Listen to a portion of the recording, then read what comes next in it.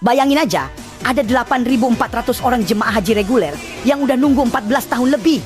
14 tahun bro, bukan 14 hari. Mereka tiap tahun cuma bisa pasrah lihat nama nggak dipanggil. Sabar, doa, nabung, nahan diri. Harapannya satu, bisa berangkat ke tanah suci buat nutup hidup dengan ibadah paling agung.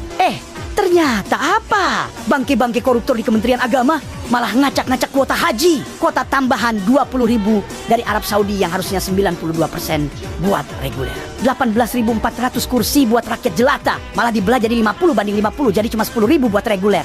Sisanya dijadiin kuota khusus yang gampang diatur, gampang dijual, gampang masukin duit ke kantong tikus-tikus berdasi. Anjing bangsat, tai kucing. Bayangin gimana rasanya orang yang udah tua, nunggu belasan tahun, uang tabungannya udah disetor puluhan juta, tapi tiba-tiba gagal berangkat gara-gara ulah pejabat goblok yang cuma mikirin isi perut sendiri. 8.400 jemaah resmi gagal berangkat. 8.400 itu bukan angka kecil. Itu ribuan keluarga yang hancur hatinya. Dan jangan kira duitnya kecil. Menurut KPK, kuota haji siluman itu dijual antara 2.600 sampai 7.000 dolar. Es per kursi 42 juta rupiah, 113 juta rupiah. Bahkan ada yang furoda jalur ilegal sampai hampir 1 miliar per orang. Gila nggak tuh? Jadi ibadah suci yang harusnya murni malah dijadiin bisnis haram paling menjijikkan. KPK juga udah bilang jelas, ini korupsi gila-gilaan. Kerugian umat dan negara ditaksir lebih dari 1 triliun rupiah. 1 triliun, cok! Duit segede itu ludes cuma karena kerakusan manusia. Rakus yang gak punya takut dosa. Padahal ini bukan korupsi proyek jalan, bukan korupsi bansos aja. Ini korupsi ibadah, malingin kesempatan orang buat nyembah Tuhan. Ini level laknat paling tinggi, lebih bikin muntah lagi.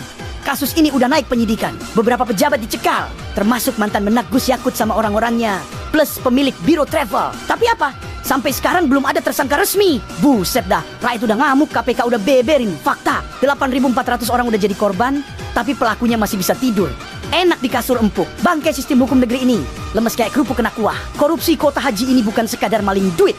Ini maling doa, maling harapan, maling ibadah. 8.400 jemaah yang harusnya bisa berangkat tahun 2024 dipaksa antre lagi entah sampai kapan. Sementara oknum-oknum itu dapat untung ratusan juta sampai miliaran per kepala. Bangsat! Negara ini makin lama bukan cuma dijarah uangnya, tapi juga dijarah kesucian umatnya. Kalau ada dosa paling keji, mungkin inilah contohnya.